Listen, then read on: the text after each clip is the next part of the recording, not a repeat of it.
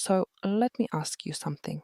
If I showed you a product right now, let's say a leather handbag with a metal clasp and a fabric lining, could you tell me the correct 10-digit commodity code for it? Honestly, no, I wouldn't even know where to start. And that's exactly the problem. Most businesses importing or exporting goods are in the same position. They're guessing, relying on their supplier's suggestion, or just using whatever code they used last time, and getting it wrong can be incredibly expensive. So today we're diving deep into HS codes, what they are, how they work, and why getting them right matters so much. Let's start at the beginning. AS stands for Harmonized System. It's a standardized numerical system developed by the World Customs Organization to classify traded products. Every country in the world uses it. The first 6 digits are internationally standardized, then each country adds additional digits for their own purposes. In the UK, we use a 10-digit commodity code. So the first 6 digits are the same everywhere? Exactly. Whether you're in the UK, Japan, Brazil, or anywhere else, the first 6 digits for a product will be the same. That's what makes international trade possible. Everyone speaking the same classification language at that level. But the additional digits that each country adds can change the duty rate, the VAT treatment, and whether any special controls apply. How many codes are there in total? Over 15,000 at the 10-digit level in the UK tariff, and they cover absolutely everything, from live animals to nuclear reactors.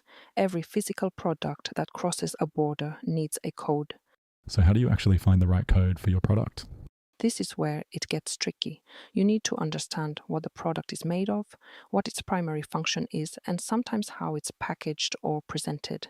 The classification follows specific rules called the General Rules of Interpretation, and these rules have a strict hierarchy. Rule 1 says you classify based on the terms of the headings first.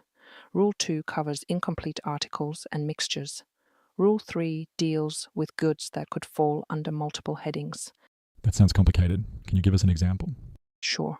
Let's take a smartphone case made of leather with a plastic frame inside. Is it a leather article? Is it a plastic article? Or is it a phone accessory? Each of those would give you a different code and potentially a different duty rate. The answer depends on which material gives the product its essential character. In this case, if the leather is the predominant visible material, it would likely be classified as a leather article. And if you get it wrong? If you're underpaying duty, HMRC can go back up to 3 years and demand the difference plus interest. In cases of negligence, they can go back further. You could also face penalties, and if they suspect deliberate misclassification, that's fraud, which carries criminal penalties. What about overpaying? You mentioned that's common too. Very common, and businesses often don't realize it. If you've been using a code with a 12% duty rate when the correct code carries a 5% rate, you've been overpaying on every single shipment. Over a year, that adds up fast. The good news is you can claim refunds for overpay duty going back 3 years, but you have to proactively identify it and apply. So businesses could actually be owed money by HMRC right now and not know it? Absolutely. We've seen cases where businesses have recovered tens of thousands of pounds in overpaid duties just by correcting their commodity codes. It's one of the quickest wins in customs compliance. What are the most common mistakes you see with classification? Number 1 is using the supplier's code without checking. Your supplier might be in a different country with different tariff structures beyond the 6-digit level. Their code might not be correct for the UK. Number 2 is classifying based on the product name rather than what it actually is. A camping light and a household light might have the same function, but classify differently based on their design features. Number 3 is not updating codes when products change. If you change a material or add a feature, the code might need to change too. Are there tools available to help?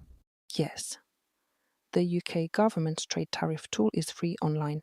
You can search by keyword or browse the chapters. HMRC also offers advanced tariff rulings called BTIs or binding tariff information. You apply to HMRC, describe your product in detail, send samples if needed, and they'll issue a legally binding ruling on the correct code. That ruling is valid for 3 years and protects you from any challenge. That sounds like a smart move for expensive or complex products. It really is. If you're importing high volumes of a product, spending a few weeks getting a binding ruling is well worth it. It gives you certainty and protection, no more guessing. What about businesses that import lots of different products, hundreds of different SKUs? That's where a professional classification review becomes essential. We see businesses with product catalogs of thousands of items and their codes haven't been reviewed in years. A systematic review can identify errors, find savings, and reduce the risk of HMRC penalties across the board. And this is something Nexus offers? Yes, we offer HS code classification as a service. You tell us about your product, send us the specs, and we determine the correct code with full supporting rationale. We also do bulk classification reviews for businesses with large product ranges. It's one of our most popular services because the impact is immediate. So to wrap up, what's the key message for businesses? Don't treat commodity codes as an afterthought. They determine how much duty you pay, whether your goods clear customs smoothly, and whether you're compliant with the law. Get them reviewed professionally, especially for your highest volume imports. And if you're not confident in a code, apply for a binding ruling from HMRC. It's free and it protects you. Great advice. You can get your codes checked at nexuscustomslegal.com. HS code classification starts from just £49. Thanks for listening, everyone. See you in the next episode. See you next time.